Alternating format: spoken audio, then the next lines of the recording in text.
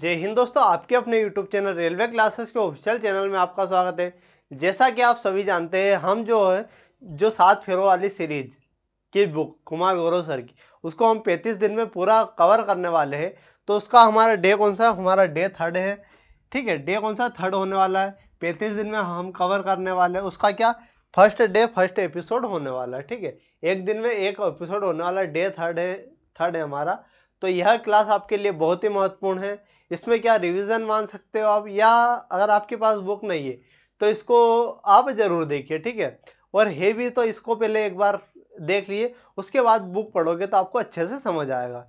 ठीक है, और अगर इसकी पीडीएफ अगर चाहिए, हर क्लास की पीडीएफ, तो कमेंट बॉक्स में ज़रूर बताएं कि पीडीएफ हमें चाहिए। ठीक है, आइए शुरू करते हैं। तो हमारा कौन सा एपिसोड नंबर 3rd है? तो एपिसोड जो नंबर 3rd है, कौन सा एपिसोड नंबर 3rd? उसमें क्या आ रहा है? हमारा ध्वनि। उसमें आ रहा है हमारा ध्वनि, हमारा टॉपिक है। तो इसको ऐसे कर देते हैं ना, इसको थोड़ा जूम। ठीक है, एपिसोड नंबर 3rd है। उसमें हमारा क्या? ध्वनि। ध्वनि क्या है भाई? ध्वनि एक अनुप्रस्थ तरंग है। ध्वनि कैसी तरंग? अनुप्रस्थ तरंग होने वाले आपकी। ठीक है, ध्वनि का वेग सबसे अधिक किस में होता है? ध्वनि का वेग सबसे अधिक ठोस में होता है, उसके बाद क्रमश द्रव्य में, और फिर गैस में। मतलब जो ध्वनि का वेग होता है सबसे अधिक ठोस में होता है, मतलब ठोस चीज़ों में ज़्यादा होता है। उसके बाद जो कम ठोस चीज़ें मतलब द्रव्य, उसमें फिर हवा में होगा। ठीक, गैस में होगा, उस प्रकार से होता है। निर्वात में ध्वनि का वेग गति नहीं होती। निर्वात में जहाँ कुछ भी ना हो वहाँ ध्वनि की गति नहीं होती। प्रकाश का वेग सबसे अधिक निर्वात में होता है, और प्रकाश की अगर बात करें उसका सबसे अधिक वेग कहाँ होता है? निर्वात में।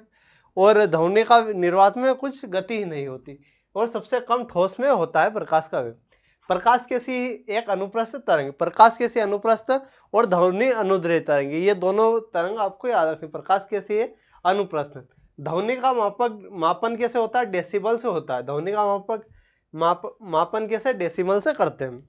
अब हम करते हैं इसके महत्वपूर्ण इकाई। तो महत्वपूर्ण इकाइयाँ देखते हैं, इकाई देखेंगे। ठीक है, इकाई क्या? पास्कल की इकाई क्या होने वाली? पास्कल की इकाई आपकी दाब होने वाली है। पारसेक की दूरी होने वाली। पारसेक की क्या होने वाली है आपकी? पारसेक की होने वाली है दूरी। डॉप्सन की क्या होने वाली? ओजोन की। पर डॉप्सन किसकी इकाई होने वाली?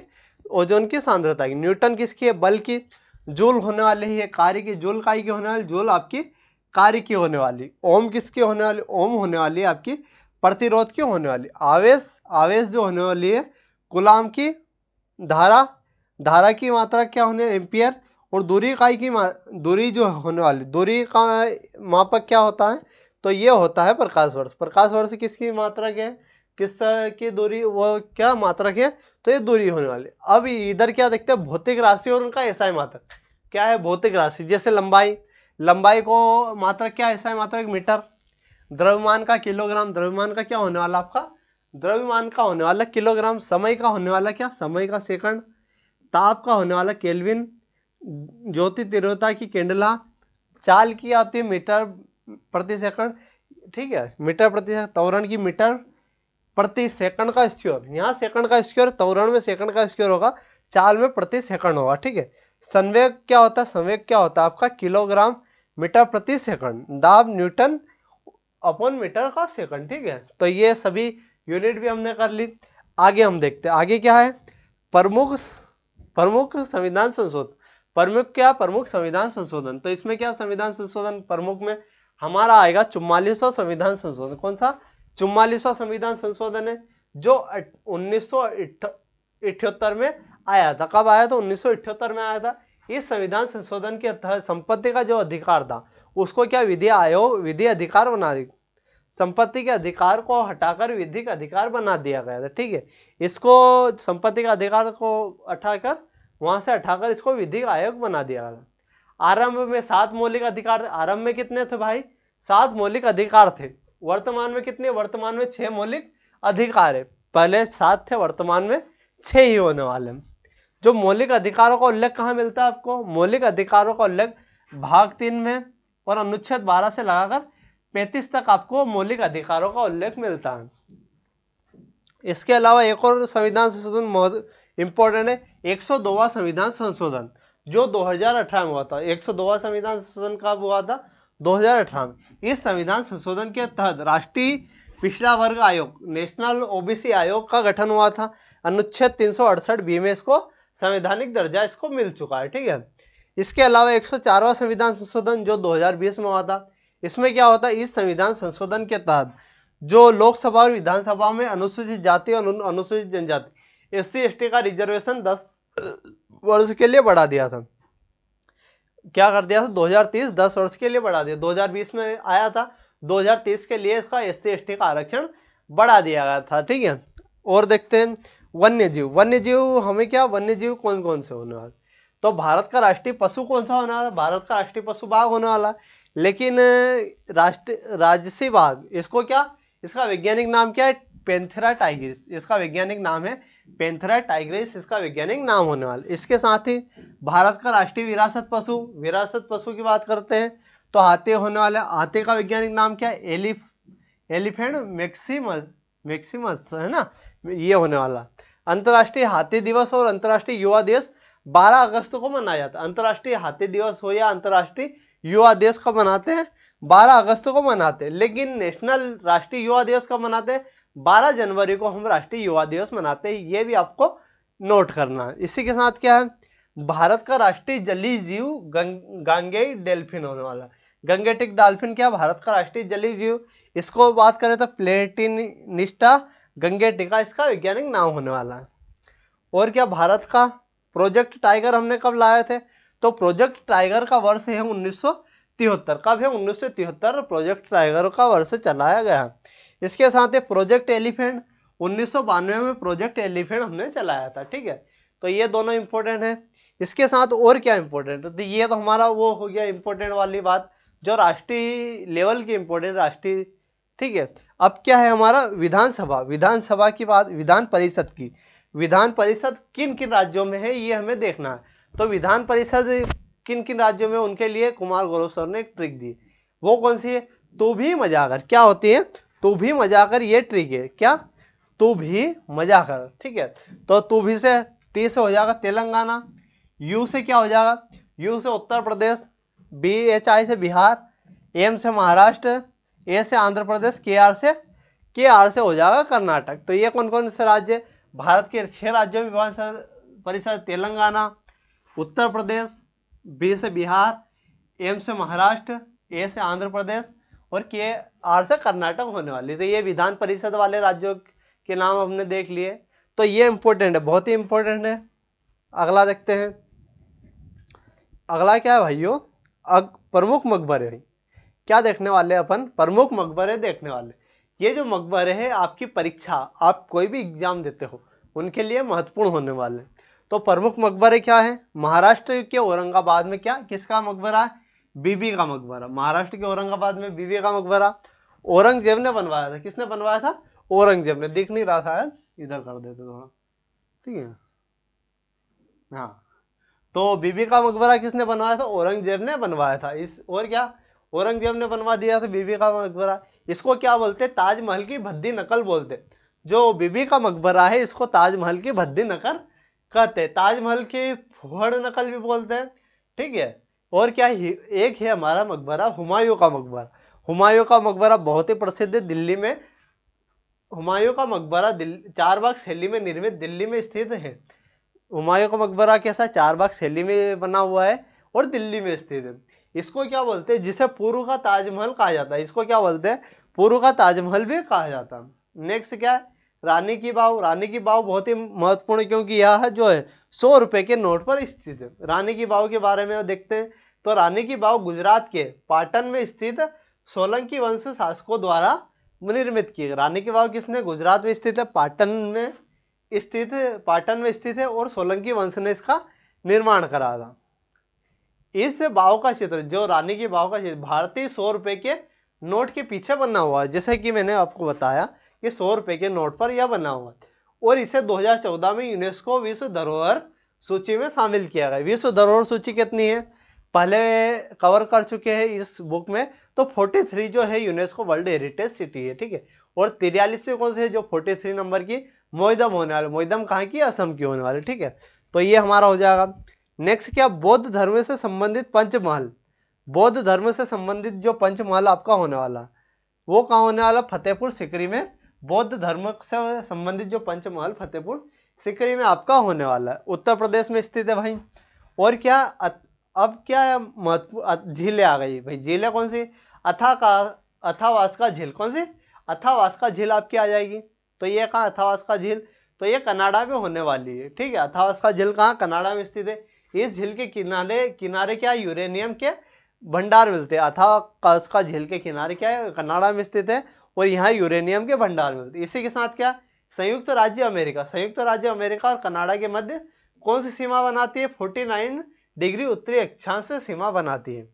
और एक बात और कहना चाहूँगा कि कनाडा और यूएसए, अमेरिका और कनाडा की सीमा पर 5 महत्वपूर्ण झीलें, कौन सी झीलें हैं, तो सुपीरियर, मिशिगन, ओंटेरिया ये प्रमुख झीलें हैं, ठीक है। तो ये भी आपको याद रखना है।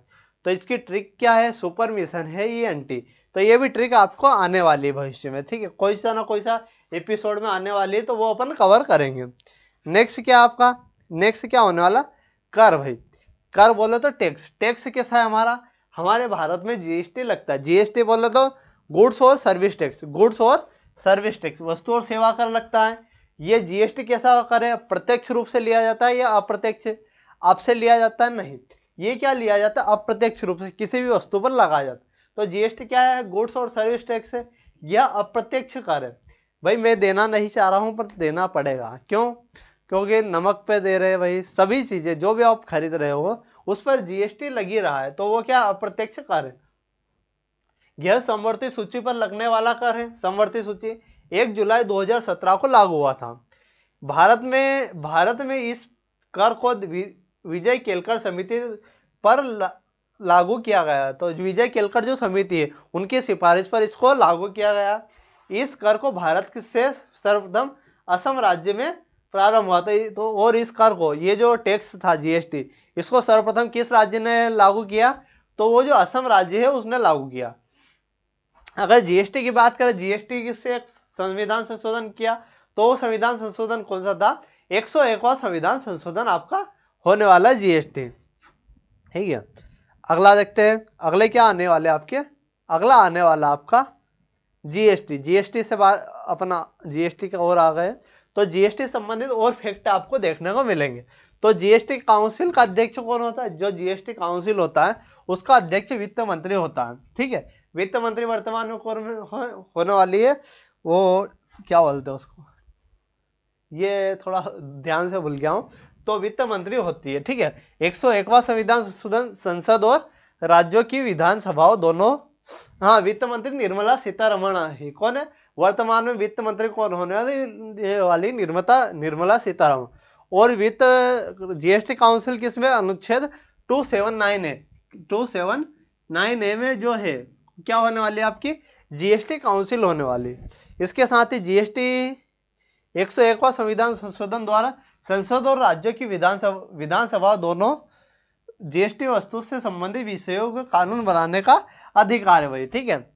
संविधान के अनुच्छेद 279A में जीएसटी काउंसिल का उल्लेख है। जैसे कि मैंने बताया जीएसटी काउंसिल 279A में जीएसटी काउंसिल का उल्लेख है।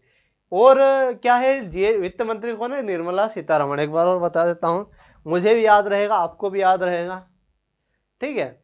जो गलती करते हैं ना वो तो आपको याद रहता है। अगला क्या है आपका, महत्वपूर्ण मुद्रा, देश और मुद्रा। इन देश और मुद्रा तो आपको याद होनी चाहिए क्योंकि बहुत ही महत्वपूर्ण मुद्रा है, तो आपको ध्यान देना है। जैसे कि बांग्लादेश की मुद्रा क्या होने वाली, बांग्लादेश की मुद्रा आपकी टका होने वाली। फिलिस्तीन की मुद्रा क्या होने वाली, फिलिस्तीन की मुद्रा पिसो होने वाली। जापान की मुद्रा येन होने वाली, ठीक है, जापान की क्या होने वाली, येन होने वाली। म्यांमार की मुद्रा क्या होने वाली, म्यांमार की क्याल मुद्रा होने वाली है। वेनेजुएला की बोलीवर। ईरान की क्या होने वाली, ईरान की दोमान।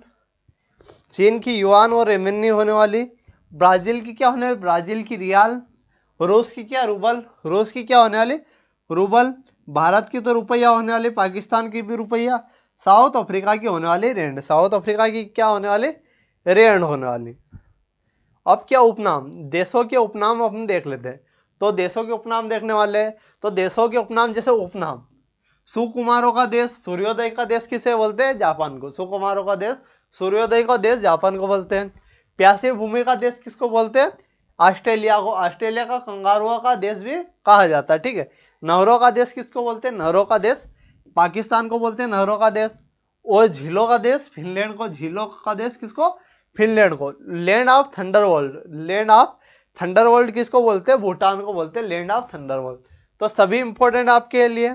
तो सभी को क्या है, ध्यान से क्लास देखिए और घर पे जाकर भी इसको एक बार अवश्य पढ़िए।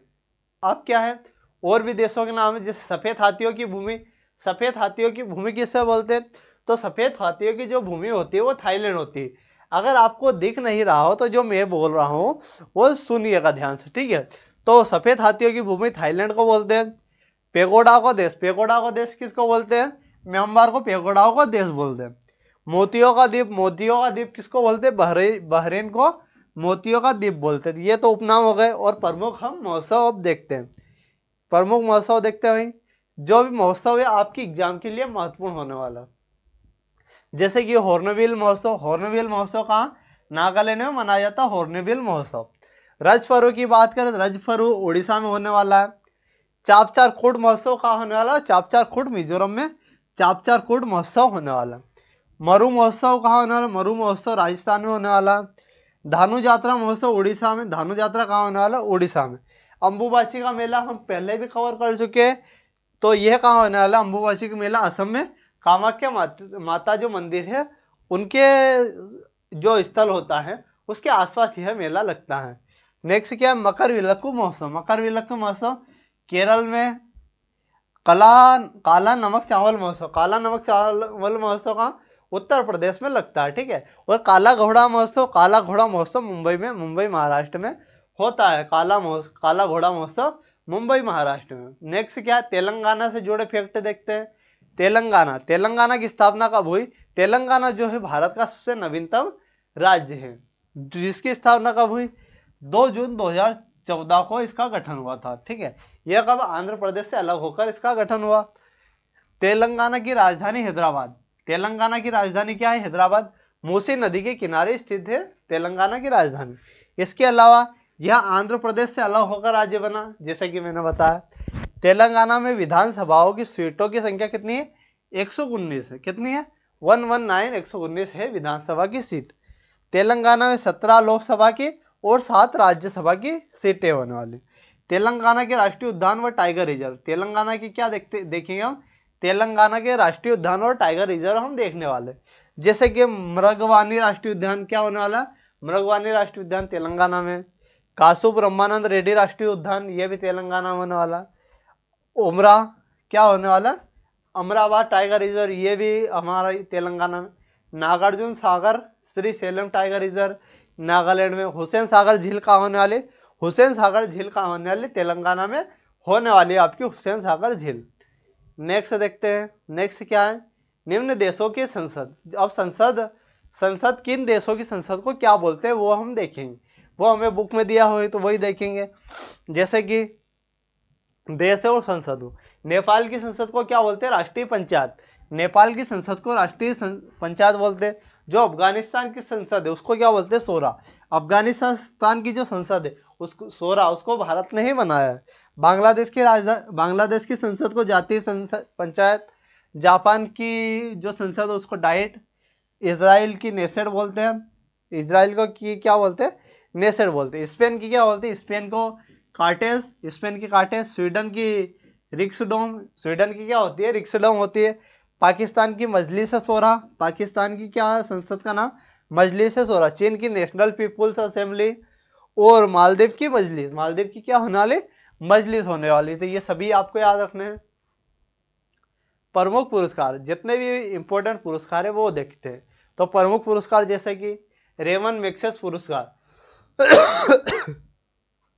रेमन मैग्सेस पुरस्कार कहाँ? मनीला फिलीपींस में प्रदान किया जाता है। तो रेमन मैग्सेस पुरस्कार कहाँ है? कहाँ दिया जाता है? मनीला फिलीपींस में आपका दिया जाता है, ठीक है। इसे एशिया का नोबेल पुरस्कार भी कहा जाता है। इसको क्या बोलते हैं? एशिया का नोबेल पुरस्कार भी बोलते हैं। इस पुरस्कार को पाने वाले प्रथम भारतीय व्यक्ति कौन थे?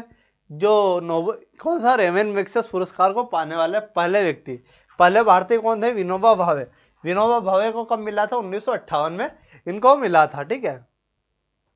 इस पुरस्कार को हो गया, ठीक है। मनीला फिलीपींस में एशियाई विकास बैंक एडीबी का मुख्यालय भी है मनीला में। और क्या है, मनीला में अंतर्राष्ट्रीय चावल अनुसंधान केंद्र स्थित होने वाला। अगले फैक्ट देखते हैं, अगले फैक्ट क्या होने वाले। नोबेल पुरस्कार जो है 10 दिसंबर को स्वीडन की राजधानी स्टॉकहोम में दिए जाते हैं। नोबेल पुरस्कार क्या 10 दिसंबर को स्वीडन की राजधानी स्टॉकहोम में दिया जाता है। लेकिन क्या शांति का नोबेल पुरस्कार नॉर्वे की राजधानी कहाँ, ओस्लो में दिया जाता है। तो ये भी आपको याद रखना, 10 दिसंबर को सभी नोबेल पुरस्कार, लेकिन शांति का नॉर्वे की राजधानी ओस्लो में दिया जाता है। इसके साथ ही लॉस एंजिल्स संयुक्त राज्य अमेरिका में ऑस्कर पुरस्कार दिया जाता है। पुरस्कार कहाँ दिया जाता है वो अभी देख लिया। अगला देखते हैं, अगला क्या, जनगणना। भाई जनगणना से महत्वपूर्ण फैक्ट बनते हैं जनगणना 2011 से महत्वपूर्ण फैक्ट बनते हैं। जैसे कि वर्ष 2011 की जनगणना के आयुक्त कौन थे, तो वो आयुक्त थे चंद्रमौली। 2011 की जनगणना आयुक्त थे चंद्रमौली। आदर्श वाक्य क्या थे, हमारी जनगणना हमारा भविष्य, इसका आदर्श वाक्य था। शुभंकर की बात करें तो प्रणगण शिक्षिका, क्या शुभंकर क्या था इसका, प्रणगण शिक्षिका इसका शुभंकर होने वाला। और भारत का लिंगानुपात प्रति 1000 पुरुष पर स्त्रियों की संख्या के आधार पर ज्ञात किया जाता था, ठीक है। सर्वाधिक लिंगानुपात वाले राज्य केरल, सर्वाधिक लिंगानुपात वाला राज्य केरल, उससे कम तमिलनाडु, फिर आंध्र प्रदेश।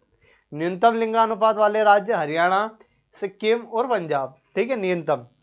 2011 की जनगणना के अनुसार भारत का एकमात्र राज्य केरल, और कौन सा होने वाला, भारत का एकमात्र राज्य केरल, जिसका लिंगानुपात 1084, मतलब 1000 से अधिक है।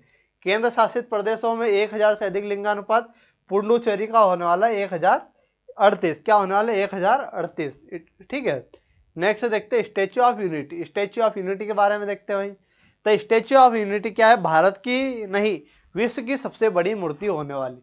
ये किसकी है, सरदार वल्लभ भाई पटेल की। स्टैच्यू ऑफ यूनिटी गुजरात का निर्माण सरदार वल्लभ भाई पटेल के सम्मान में किया गया था। किसके सम्मान में, सरदार वल्लभ भाई पटेल के सम्मान में किया गया था। इसका उद्घाटन सरदार पटेल की 143वीं जयंती के अवसर पर 31 अक्टूबर 2018 को इसका उद्घाटन किया गया था। यह विश्व की सबसे ऊंची मूर्ति है, 182 मीटर ऊंची है भाई। इस मूर्ति के वास्तुकार राम सुतार है। इस मूर्ति का जो वास्तुकार कौन थे, राम सुतार। यह मूर्ति अहमदाबाद गुजरात के साधु बेटा द्वीप नर्मदा नदी के केवड़िया स्थान पर स्थित है, ठीक है। नेक्स्ट क्या, कॉफी के बारे में, कॉफी से जितने भी इंपॉर्टेंट बातें बनती है वो देखने वाले। कॉफी भाई, कॉफी का उत्पादन ब्राजील प्रथम स्थान। कॉफी के उत्पादन में कौन सा देश प्रथम स्थान पर, ब्राजील हमारा प्रथम स्थान पर। ब्राजील में स्थित सेंटोस बंदरगाह को कॉफी बंदरगाह भी बोलते हैं। ब्राजील में स्थित जो सेंटोस बंदरगाह है उसको कॉफी बंदरगाह भी बोलते हैं। ब्राजील में कॉफी के बागान को फेजेंडा बोलते हैं। क्या है, ब्राजील में जो कॉफी के बागान है उसको क्या बोलते हैं, फेजेंडा बोलते हैं। ब्राजील में अमेजोन नदी के घास के मैदान को सेल्वास बोलते हैं। तो अमेजोन में घास के मैदान को क्या बोलते हैं, सेल्वास घास के मैदान बोलते हैं। और भारत में सर्वाधिक कॉफी का उत्पादन कौन सा राज्य करता है, तो भारत में सर्वाधिक कॉफी का जो उत्पादन करता है वो करता है कर्नाटक। कौन सा करता है, कर्नाटक। तो ये भी ध्यान रख सकते हैं आप। नेक्स्ट क्या है, अंतर्राष्ट्रीय सम्मेलन। भाई अंतर्राष्ट्रीय सम्मेलन बहुत ही महत्वपूर्ण होने वाले आपके लिए। तो क्या होने वाला है, स्टॉकहोम सम्मेलन। कौन सा, स्टॉकहोम सम्मेलन 1972 में। स्टॉकहोम सम्मेलन कहाँ, 1972 सन। ये इस सम्मेलन में पर्यावरण का मैग्ना कार्टा कहा जाता है। इस सम्मेलन को क्या बोलते हैं, पर्यावरण का मैग्ना कार्टा कहते हैं भाई, ठीक है। इस सम्मेलन में पर्यावरणीय मुद्दों पर निर्णय लिया गया। इस जो सम्मेलन था स्टॉकहोम सम्मेलन, इसमें क्या किया था, जो पर्यावरणीय मुद्दे थे उस पर हमने निर्णय लिए थे। इसके बाद क्या, रियो सम्मेलन वर्ष 1992। रियो सम्मेलन क्या, वर्ष 1992। यह एक पृथ्वी सम्मेलन था जो ब्राजील के रियो डी जेनेरो में संपन्न हुआ। तो पहला पृथ्वी सम्मेलन क्या है, 1992 में रियो में हुआ था। नेक्स्ट देखते हैं क्योटो प्रोटोकॉल सम्मेलन 1997 में जापान में क्योटो शहर में हुआ था। यह सम्मेलन ग्रीन हाउस गैसों के उत्सर्जन में कमी लाने के लक्ष्य पर रखा गया था। कौन सा, क्योटो प्रोटोकॉल। नेक्स्ट है हमारा प्रोटोकॉल, नेक्स्ट कौन सा है, नागोयो प्रोटोकॉल सम्मेलन। नागोयो नागोया प्रोटोकॉल सम्मेलन 2010 में, ये भी जापान के नागोया शहर में 29 अक्टूबर 2010 में हुए। इस प्रोटोकॉल में भारत ने जैव विविधता एवं सतत विकास के रूप में इस पर हस्ताक्षर किया। तो ये किससे, जैव विविधता और सतत विकास पर से संबंधित होने वाला है नागोया प्रोटोकॉल। अब निम्न संगठन और उनके मुख्यालय, जो महत्वपूर्ण संगठन है उनके मुख्यालय कहाँ है, ये हम देखने वाले हैं। तो ये हमें बुक में दिया हो तो ये देखने वाले हैं। तो यूएनओ वाला संयुक्त राष्ट्र संघ, इसका मुख्यालय न्यूयॉर्क यूएसए में है। ठीक है। अंतर्राष्ट्रीय न्यायालय का मुख्यालय द हेग नीदरलैंड में। और विश्व बैंक का मुख्यालय कहाँ है, वाशिंगटन डीसी। विश्व बैंक और आईएमएफ इंटरनेशनल मॉनेटरी फंड, इसका मुख्यालय भी वाशिंगटन डीसी में आपका होने वाला। यूरोपियन यूनियन और ब्रुसेल्स का और नाटो का मुख्यालय ब्रुसेल्स बेल्जियम में होने वाला दोनों का। विश्व व्यापार संगठन का मुख्यालय कहाँ होने वाला, तो जेनेवा में विश्व व्यापार संगठन का मुख्यालय आपका होने वाला। विश्व स्वास्थ्य संगठन का मुख्यालय कहाँ होने वाला, ये भी जिनेवा स्विट्जरलैंड में। और अंतर्राष्ट्रीय श्रम संगठन ILO का मुख्यालय भी कहाँ होने वाला, जिनेवा स्विट्जरलैंड में। ठीक है। तो यह हमारी क्या हो गई, तो ये संगठन भी हमने पढ़ लिए। और यह हमारा जो एपिसोड नंबर 3 यहाँ हमारा फिनिश होता है। तो यह क्लासेस और यह जो 7 फेरों वाली सीरीज आपको कैसी लग रही, बुक का हम जो पढ़ा रहे हैं, मैं पढ़ा रहा हूँ, आपके साथ पढ़ रहा हूँ, तो ये आपको कैसी लग रही। अगर अच्छी लग रही तो वीडियो को लाइक और चैनल को अपने जो वीडियो है उसको अपने दोस्तों के साथ जरूर शेयर कीजिए। मिलते हैं अगले पार्ट के साथ। धन्यवाद।